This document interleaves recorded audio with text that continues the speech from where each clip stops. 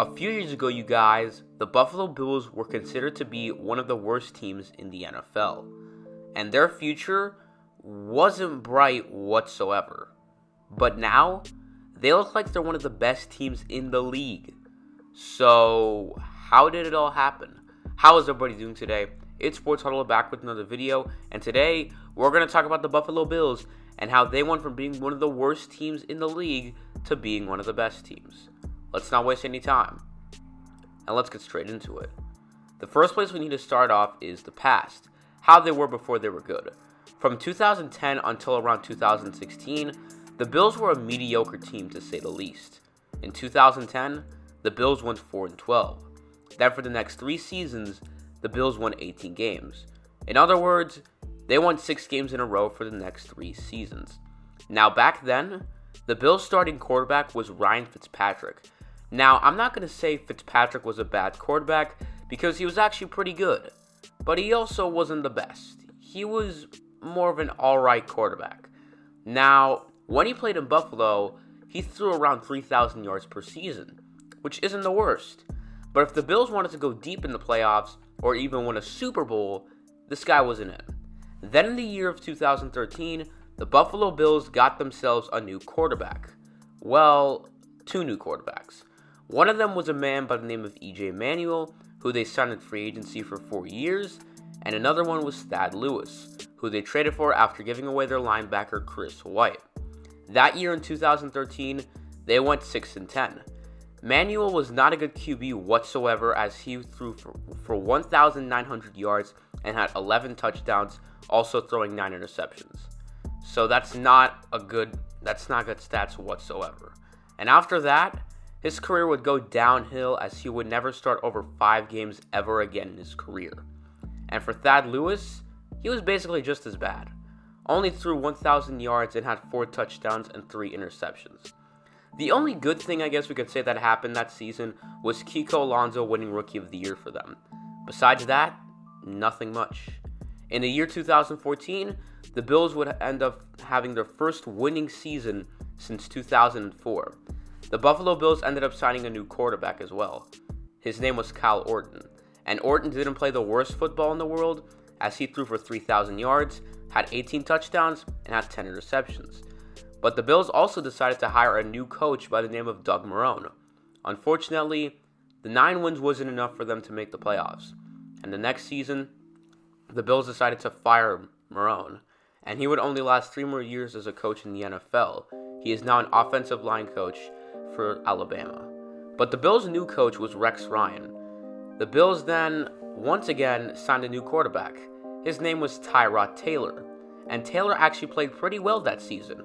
He threw for 3,000 yards, had 20 touchdowns, and just 6 interceptions. That's pretty good.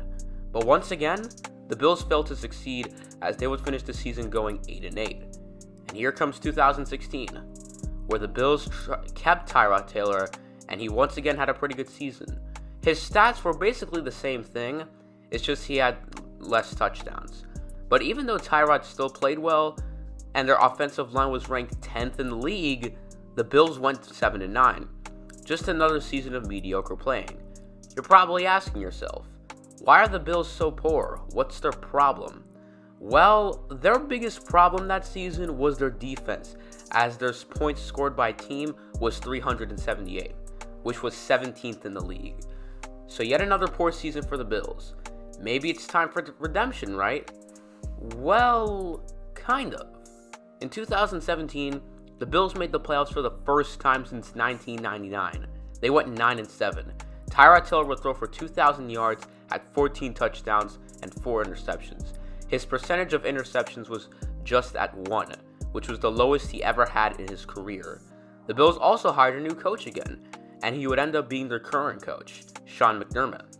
But just because the Bills made the playoffs doesn't mean they would go too far. They ended up losing in the wild card to the Jacksonville Jaguars. Even though they got eliminated, it's still an upgrade that they made the playoffs. In the year of 2018, the Bills would make the playoffs again, right? I mean, if you make it once, you can make it twice. No. The Bills would end up going 6-10. But the Bills made an adjustment. They got a new QB. It was this guy. The Tampa Bay Buccaneers have traded the 7th pick to the Buffalo Bills. With the 7th pick in the 2018 NFL Draft, the Buffalo Bills select Josh Allen, quarterback, Wyoming. The Bills went out and drafted Josh Allen. It is now time the Bills start from scratch with this young QB. And let's just say, stuff has gone just as planned so far. The next season, the Bills would end up going 10-6. They made the playoffs once again, but they sadly lost to the Houston Texans. That loss does hurt for them, but Bills fans should be happy about this, because Josh Allen was improving. He threw 3,000 yards that season with 20 touchdowns and 9 interceptions. And then came 2020. The Bills had one of the best years in franchise history. They went 13-3, made the playoffs, and made it to the AFC Championship, until they lost to the Kansas City Chiefs. But now, it's safe to say that the Buffalo Bills, who were once known as one of the worst teams in the league, are now considered to be one of the best teams in the NFL currently. That is going to be it for today's video, guys. Thanks for watching. I hope you enjoyed. I want you to let me know down in the comments, what do you think about the Buffalo Bills? Do you think they could maybe win a Super Bowl next season?